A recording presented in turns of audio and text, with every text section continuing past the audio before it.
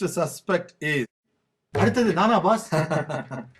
well நீ இங்க எல்லாமே இந்தியா போய் தப்பிச்சிட்ட இல்லனா you would have also been another suspect. So, do you suspect me of the crime? Ajay, hang in tight. Certainly you are also a suspect. அதனால தான் நான் உங்க வர சொல்லியிருக்கேன். இதோட சில விஷயங்களை உங்களுக்கு கிளாரிஃபை பண்ணணும். சிதாவுடைய கிரெடிட் கார்டு அந்த ஸ்டேட்மெண்ட்டை இன்வெஸ்டிகேட் பண்ணி பார்த்தோம். அப்படி இன்வெஸ்டிகேட் பண்ணி பார்த்ததுல சிதா அடிக்கடி யூஎஸ்க்கு டிராவல் பண்ணியிருக்காரு. அது மட்டும் இல்ல, அவர் யூஎஸ்ல இருக்கிற பெரிய கேன்சர் ஹாஸ்பிட்டலுக்கு ஒரு பெரிய அமௌண்ட்டை செட்டில் பண்ணியிருக்காரு. வெல், இதுவே ஒரு பெரிய ஆச்சரியமா தான் இருந்தது எங்களுக்கு.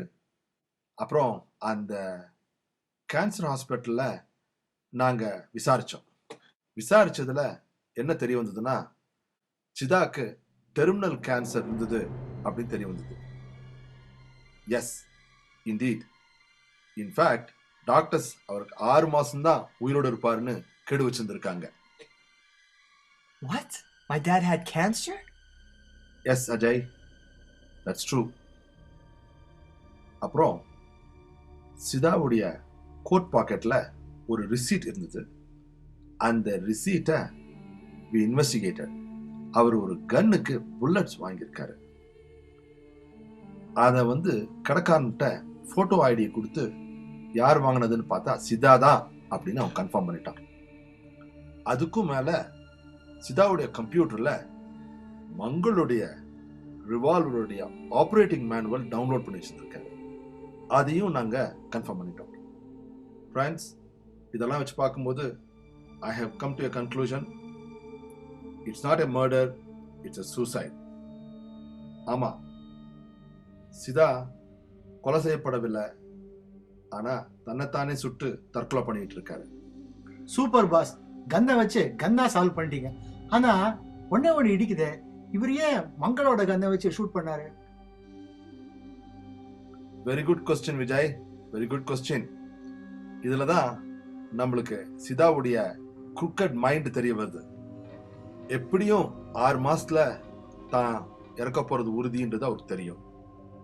அதே மாதிரி தற்கொலை பண்ணிக்க போறேன் அப்படின்றதும் அவர் முடிவு எடுத்துட்டாரு. இதே நேரத்துல மங்கள் கன்னை யூஸ் பண்ணா மங்களையும் இன்வால்வ் ஆக்கி விட்டுறலாம், இதுல அவருக்கும் பிரச்சனைகள் வரும் அப்படின்றது எதிர்பார்த்து தான் செஞ்சிருக்காரு. கன்ல எப்படி மங்களோட ஃபிங்கர் பிரிண்ட் மட்டும்தான் இருக்கு, சிதாவோடது இல்லைன்னு சொல்றீங்க? அங்கதான் சிதாவுடைய கிரிமினல் மைண்ட புரிஞ்சுக்கலாம். அவரு சூசைட் பண்ணிக்கிட்டாரு, அப்போ கையில கிளவுஸ் போட்டு கன்னை யூஸ் பண்ணியிருக்காரு. இத நானும் பெருசா முதல்ல எடுத்துக்கல.